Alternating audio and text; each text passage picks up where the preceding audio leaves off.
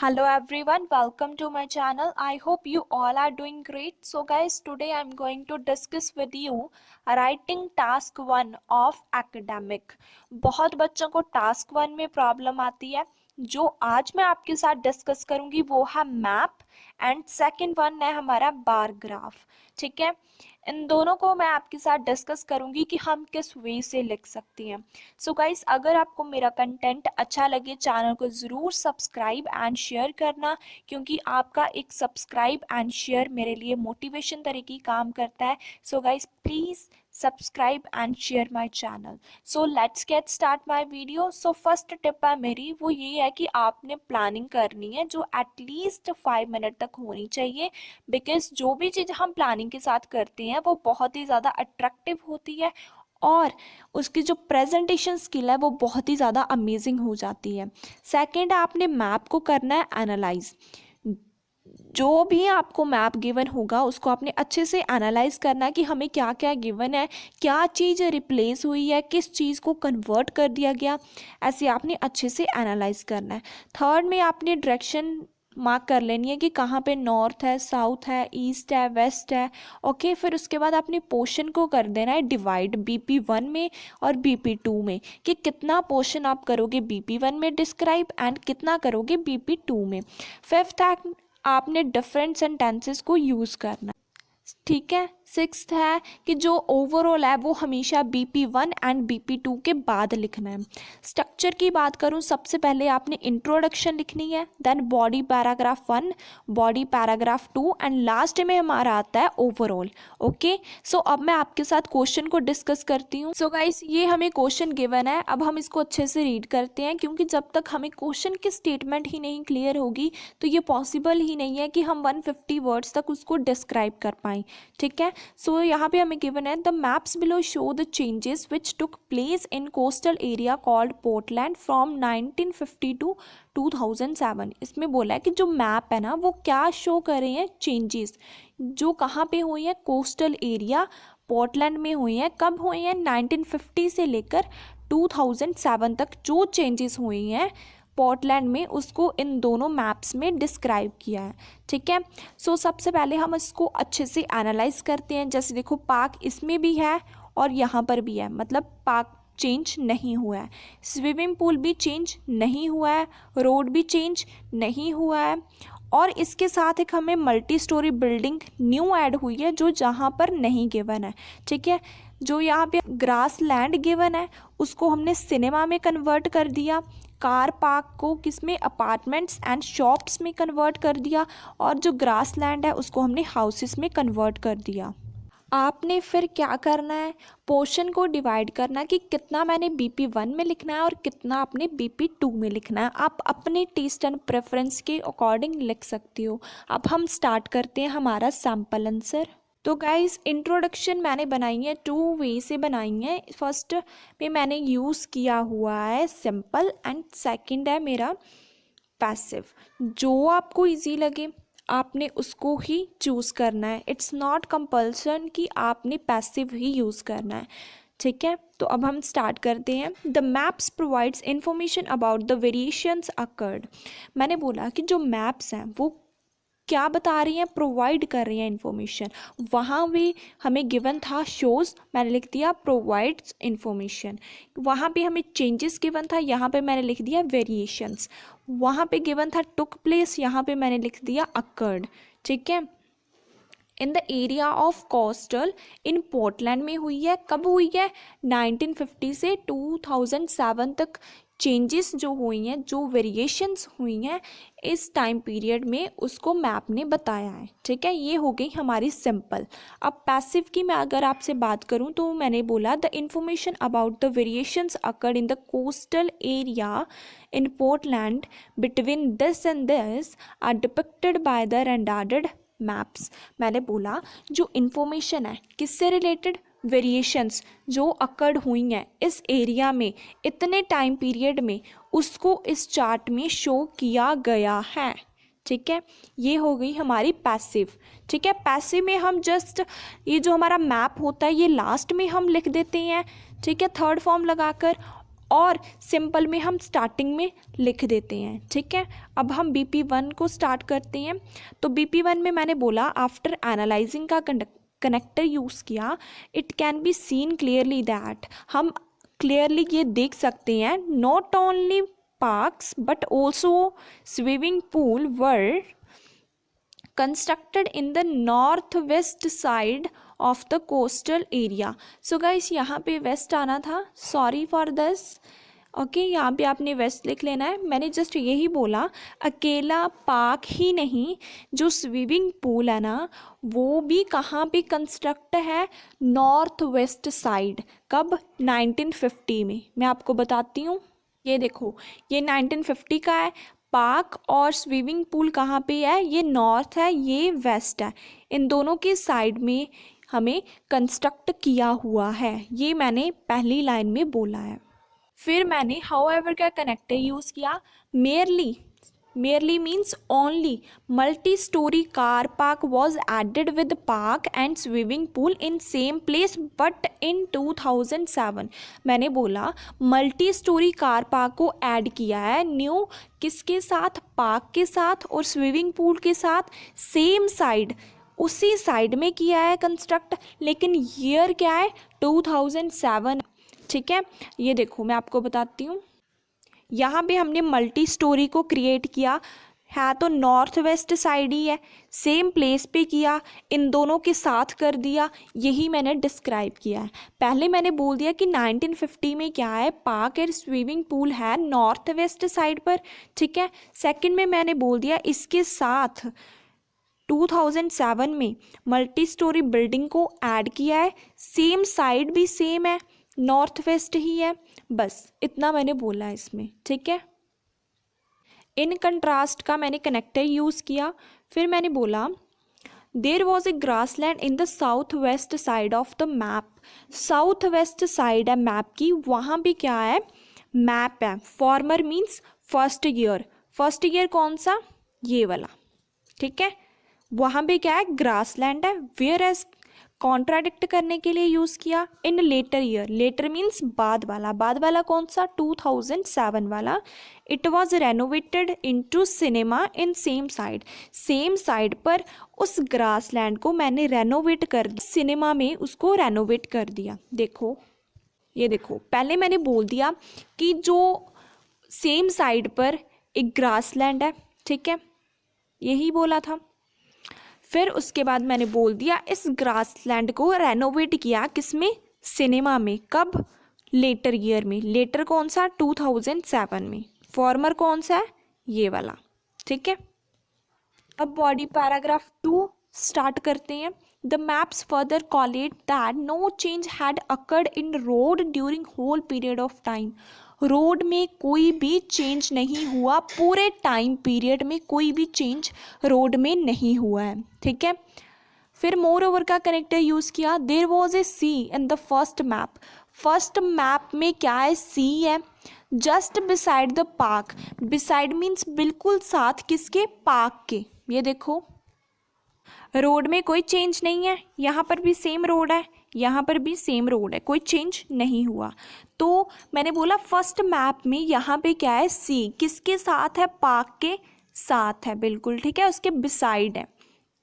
While का use किया contradict करने के लिए। मैंने बोला सेकंड मैप में क्या हुआ, सेकंड मैप में न्यूली मैरीना बिल्ट कर दी गई, किसके साथ, सी के साथ, आइडेंटिकल प्लेस में, आइडेंटिकल मीन्स सेम प्लेस में, क्या बिल्ट की, मरीना को बिल्ट किया, किसके साथ, सी के साथ। ये देखो सेकंड मैप में क्या किया, सी को मरीना के साथ बिल्ट कर दिया, ठीक है। फर्स्ट में अकेला सी था, फिर उसके बाद मरीना को हमने यहाँ पे ऐड कर दिया, प्लेस वही सेम है, ठीक है।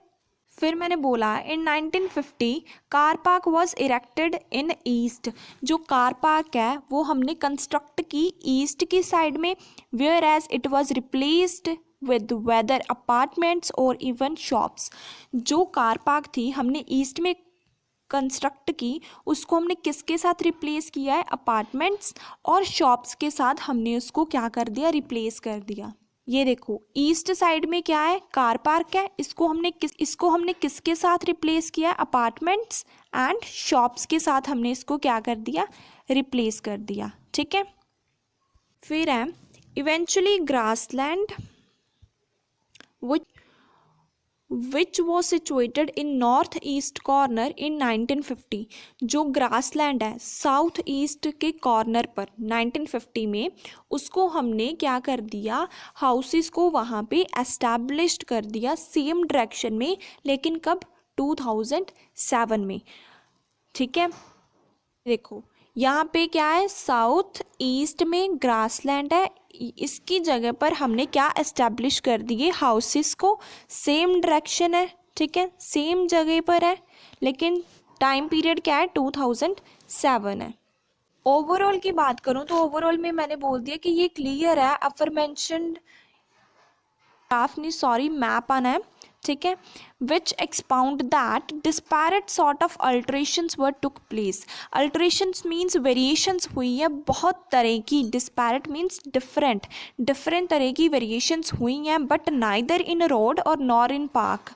ना तो हुई है रोड में, ना ही पार्क में, और ना ही स्विमिंग पूल में, इन तीनों में नहीं हुई है कोई भी variations whole period of time. पूरे टाइम पीरियड में road, swimming pool and park में कोई भी चेंजेस नहीं हुई हैं, लेकिन रेस्ट ऑफ द थिंग्स है उसमें काफ़ी ज़्यादा अल्ट्रेशंस टेक प्लेस हुई हैं। ठीक है, एक बार मैं ओवरव्यू दे दूं आपको। सबसे पहले मैंने इंट्रोडक्शन लिखी, जो मैंने सिंपल लिखी कि ये जो मैप है ये इन्फॉर्मेशन प्रोवाइड कर रही है जो वेरिएशंस हुई हैं पोर्टलैंड में इस टाइम पीरियड में। ठीक है, ये सिंपल हो गई। फिर मैंने बोला कि जो इन्फॉर्मेशन है वेरिएशन से रिलेटेड जो इस एरिया में की गई है इस टाइम पीरियड में, उसको इस मैप के द्वारा एक्सप्लेन किया गया है। ठीक है, बॉडी पैराग्राफ 1 में मैंने बोला अकेले पार्क ही नहीं बल्कि जो स्विमिंग पूल है उसको कंस्ट्रक्ट किया गया नॉर्थ वेस्ट साइड पर। ठीक है, 1950 में। और फिर मैंने बोल दिया 2007 में क्या कर दिया, मल्टी स्टोरी को एडेड कर दिया, किसके साथ, पार्क एंड स्विमिंग पूल के साथ। फिर मैंने बोला कि जो ग्रासलैंड था साउथ वेस्ट के साथ उसको हमने रेनोवेट कर दिया, किसके साथ, सिनेमा के साथ।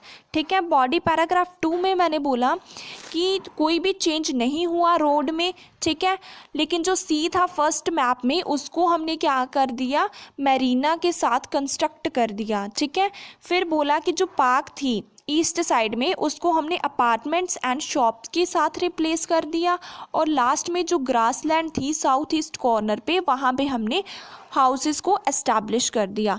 फिर मैंने बोला ओवरऑल में क्योंकि बहुत सारी चेंजेस हुई हैं लेकिन कोई भी चेंज रोड, पार्क और स्विमिंग पूल में नहीं हुआ है। अब हम बात करते हैं अपने बार ग्राफ की। तो जो हमारा बार ग्राफ है पहला, उसकी मैं आपके साथ टिप्स एंड ट्रिक्स शेयर करूँगी। वही सेम आपने प्लानिंग करनी है, 5 मिनट्स तक एनालाइज करना है ग्राफ को, प्रॉपरली डिवाइड करना कि कितना मैंने डाटा BP1 में लिखना है और कितना मैंने BP2 में लिखना है। डिफरेंट सेंटेंसेस का यूज़ करना है, ओवरऑल हमेशा लास्ट में ही लिखना है। ठीक है, क्वेश्चन की बात करूं तो क्वेश्चन में हम क्या गिवन है, the bar graph shows the percentage of male, female and kids who visited museum from 2001 to 2004। मैंने बोला कि जो बार ग्राफ है वो क्या शो कर रहा है, मेल, फीमेल और किड्स की परसेंटेज जिन्होंने विजिट किया है म्यूजियम को इस टाइम पीरियड में। तो मैं आपके साथ पहले बार ग्राफ्स को शेयर करती हूँ। तो ये हमें दिए हुए हैं 3 बार ग्राफ। ठीक है, यहाँ पे हमें मेल बताया हुआ है, यहाँ पर फीमेल्स एंड यहाँ पे चिल्ड्रन। ठीक है, मीन्स इसमें जो पूरा डाटा है वो मेल्स का दिया है, इसमें फीमेल्स का और इसमें चिल्ड्रन का। ठीक है, तो सबसे पहले हमने देख लिया अच्छे से। ठीक है, अब हम स्टार्ट करते हैं इसका structure then sample answer. Structure में सबसे पहले introduction, body paragraph 1, body paragraph 2 and last में ओवरऑल। ठीक है, तो अब हम स्टार्ट करते हैं हमारी इंट्रोडक्शन से। मैंने बोला जो इन्फॉर्मेशन है about the proportion of people, जो लोगों ने विजिट किया है, एक्सप्लोर किया है म्यूजियम को इस टाइम पीरियड में, उसको इस बार ग्राफ में एक्सप्लेन किया गया है। ठीक है, मैंने क्या बोला, the information about the proportion of people, information उस प्रपोर्शन ऑफ पीपल की जिन्होंने एक्सप्लोर किया है किसको, म्यूजियम को, इस टाइम पीरियड में, उसको डिपिक्ट मीन्स एक्सप्लेन किया गया है इस बार ग्राफ में। ठीक है, ये हो गया हमारा पैसिव। पैसिव में हमेशा थर्ड फॉर्म के साथ लास्ट में जो चार्ट का नेम आता है। ठीक है, और जो सिंपल है उसमें हम स्टार्टिंग में ही यूज़ कर देते हैं। जैसे आप देख सकते हो, the bar graph provide information about the people who explored museum between this and this. उसमें जस्ट ये चीज़ कट हो जाती है, सिंपल ही हम लिख देते हैं। ठीक है, the bar graph provide the information about the people. जो बार ग्राफ है वो प्रोवाइड कर रही हैं इंफॉर्मेशन उन लोगों की जिन्होंने एक्सप्लोर किया है म्यूजियम को इस टाइम पीरियड में। ठीक है, अब हम बॉडी पैराग्राफ 1 को स्टार्ट करते हैं। एक्चुअली मुझे कमेंट सेक्शन में किसी ने बोला था कि उनको इस टाइप के बारग्राफ लिखने में प्रॉब्लम आती है, सो इसीलिए 2 वीडियोस को 1 में ही कंक्लूड कर दिया। आई होप आपको क्लियर हुआ होगा कि मैंने किस वे से इंट्रोडक्शन को एक्सप्लेन किया है। तो सबसे पहले मैंने बोला आफ्टर एनालाइजिंग, एनालाइज करने के बाद, it can be seen clearly that, हम ये क्लियरली देख सकते हैं 2001 में identical approach was followed by not only man but also women. मैंने बोला 2001 में अकेली वुमेन ने ही नहीं बल्कि मैन ने भी आइडेंटिकल अप्रोच को फॉलो किया है। आइडेंटिकल मीन्स सेम अप्रोच को फॉलो किया गया है। The data was relied between a quarter, जो डाटा है वो किसके बीच में है, क्वार्टर। क्वार्टर मीन्स 25% के बीच बीच में ही है। ठीक है, मैं आपको बताती हूँ ग्राफ से, ये आप अच्छे से देख सकते हो। मेल के भी यहाँ पे 25% है एंड फीमेल के भी यहाँ पे 25% है। तो मैंने बोल दिया इन दोनों ने आइडेंटिकल अप्रोच को फॉलो किया है। जो इनका डाटा है वो क्वार्टर है। ठीक है, कब, 2001 में। Children percentum was 3% more than of this in same year. मैंने बोला कि जो चिल्ड्रन की परसेंटम है, परसेंटम मीन्स परसेंटेज है, वो 3% क्वार्टर से ज़्यादा है। सेम ईयर मीन्स 2001 में ही उनकी जो परसेंटेज है वो 3% क्वार्टर से ज़्यादा है। जहाँ पर आप देख सकते हो 2001 में चिल्ड्रन की 3% ज़्यादा है, मैंने बोल दिया। ठीक है, इनसे ज़्यादा है इन दोनों के कंपैरिजन। इन कंट्रास्ट का यूज़ किया मैंने। Male percentage plunged by 10% after 1 year. जो मेल की परसेंटेज है वो कितनी परसेंट कम हुई है, 10% कम हो चुकी है। यहाँ पर आप देख सकते हो पहले वो 25% थी, फिर वो 15% पर आ चुकी हैं। जैसे मैंने आपको बताया है कि बाय में आपने क्या लेना होता है, डिफरेंस लेना होता है। इन दोनों में कितना डिफरेंस है, 10% का। तो कितनी वो कम हो चुकी है, बाय का यूज़ करके मैंने बोल दिया 10% वो कम हो चुकी है। फिर मैंने वाइल का यूज़ किया। No change was occurred in female ratio. जो फीमेल की रेशियो है उसमें कोई भी चेंज नहीं आया है। मोर ओवर का यूज़ किया। Learners also demonstrated less interest even the data was 5% less than from 1/5। मैंने बोला जो लर्नर्स है, लर्नर्स मीन जो स्टूडेंट्स हैं, उन्होंने भी कम इंटरेस्ट शो किया है। उनका जो डाटा है वो 1/5 से कम है। 1/5 मीन्स 20% से 5% कम है। सो मीन्स उनका डाटा कितना है, 15% है। 1/5 20% से 5% कम है, तो कितना हो गया, 15% उनका जो डाटा है। ये आप देख सकते हो कि फीमेल में कोई भी चेंज नहीं आया। पहले भी 25 थी, अब भी 25 है। और जो चिल्ड्रंस थे उनमें काफ़ी ज़्यादा चेंजेस आए हैं। वो बहुत ही ज़्यादा कम इंटरेस्ट उन्होंने शो किया है। कितना है, 15% है। यहाँ पे हमें डायरेक्ट 15% दिया था, लेकिन मैंने उसे मोल्ड करके यूज़ किया। 15% से 5% वो कम है, मीन्स है कितना वो 15% है, ठीक है। सो दैट्स वाई क्या आ गया यहाँ पे 15%, कब है 2002 में। पैराग्राफ 2 में हमें बताया है the chart further collates that there was merely 2% difference seen whether in males और फीमेल परसेंट। 2% का डिफरेंस है, किसमें मेल और फीमेल की परसेंटेज में 2% का डिफरेंस है, और जो किड का डाटा है ना वो कहाँ पे टच हो चुका है, 32 टच हो चुका है। यहाँ पे आप देख सकते हो कि मैंने बोला इसमें और इसमें कितने का डिफरेंस है, 2% का डिफरेंस है, और जो किड का डाटा है वो 32% पर टच हो चुका है। अब हम 2004 की बात करते हैं।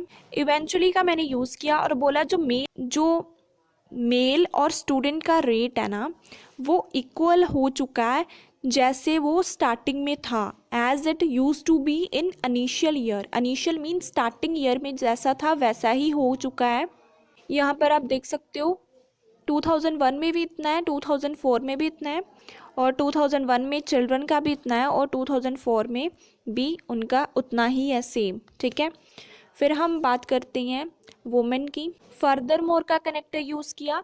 Instead of man and women tremendous amounts of preference given by kids to gallery after 2 year. मैंने बोला मैन और वुमेन को छोड़कर ज़्यादा प्रेफरेंस किड्स ने दी गैलरी मींस म्यूज़ियम को 2 ईयर्स के बाद, ठीक है, उन्होंने प्रेफरेंस दी, ठीक है। ये मैंने सिंपल लिख दिया बिल्कुल पैसिव का यूज़ करके। एंड ओवरऑल में मैंने बोला कि ये हम क्लियर कर सकते हैं ग्राफ में जो बोल रहा है कि नाइदर मैन और nor children give much single out to museum as compare to women. Means ज़्यादा प्रेफरेंस वुमेन ने दी है, किसको छोड़कर, मैन और चिल्ड्रन को छोड़कर ज़्यादा प्रेफरेंस वुमेन ने दी है। एक बार ओवरव्यू दे देती हूँ। सबसे पहले इंट्रोडक्शन में है पैसिव का मैंने यूज़ किया था। मैंने बोला कि जो इन्फॉर्मेशन है उन लोगों के बारे में जिन्होंने एक्सप्लोर किया है म्यूज़ियम को इस टाइम पीरियड में, उसको इस चार्ट में शो किया गया है, ये पैसिव हो गया। फिर मैंने सिंपल का यूज़ किया कि जो ये बार ग्राफ है ये प्रोवाइड कर रहा है इन्फॉर्मेशन उन लोगों के बारे में जिन्होंने एक्सप्लोर किया है म्यूज़ियम को इस टाइम पीरियड में।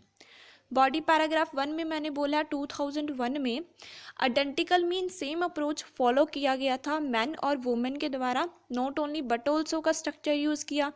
फिर मैंने बोल दिया कि डाटा उनका कितना था, क्वार्टर मीन्स 25% था। फिर मैंने हाउएवर का यूज़ किया कॉन्ट्राडिक्ट करने के लिए। मैंने बोला कि जो चिल्ड्रन हैं उनकी परसेंटेज क्वार्टर से 3% ज़्यादा है 2001 में, मीन्स उनकी परसेंटेज कितनी हो गई 27%, ठीक है। कंट्रास्ट का यूज़ किया। मैंने बोला कि जो मेल की परसेंटेज है वो प्लंज मीन्स डिक्रीज हो गई 10%, ठीक है। फिर मैंने बोला कि कोई भी चेंज नहीं हुआ फीमेल की रेशियो में, और जो लर्नर्स थे उन्होंने भी कम इंटरेस्ट शो किया इसमें। उनका जो डाटा था 1/5 से 5% कम था। 1/5 होता है हमारा 20, तो इससे 5% कम मीन्स 15% था उनका डाटा, ठीक है। फिर बॉडी पैराग्राफ 2 में बोला कि 2% का डिफरेंस था किसमें, मेल और फीमेल की परसेंटेज में, और जो किड्स हैं उन्होंने 32% को टच कर लिया। लास्ट में बोला कि जो मेल और स्टूडेंट्स हैं वो इक्वल हो गए जैसे वो स्टार्टिंग में थे। फर्दर मोर का यूज़ किया, ज़्यादा प्रेफ किन्होंने दी थी, किड्स ने दी थी, ठीक है। किसके बजाय, मैन और वुमेन के बजाय जो किड्स हैं उन्होंने ज़्यादा प्रेफर किया गैलरी को। ओवरऑल में मैंने बोल दिया कि ज़्यादा प्रेफरेंस वुमेन ने दी, किनके कंपैरिजन, मैन और चिल्ड्रन के कंपैरिजन। सो गाइज यही थी आज की video and I hope this video is beneficial for all the candidates. So if you like this content then don't forget to subscribe and share my channel, and also let me down in the comment section is this video beneficial for you or not. Thanks for watching my video.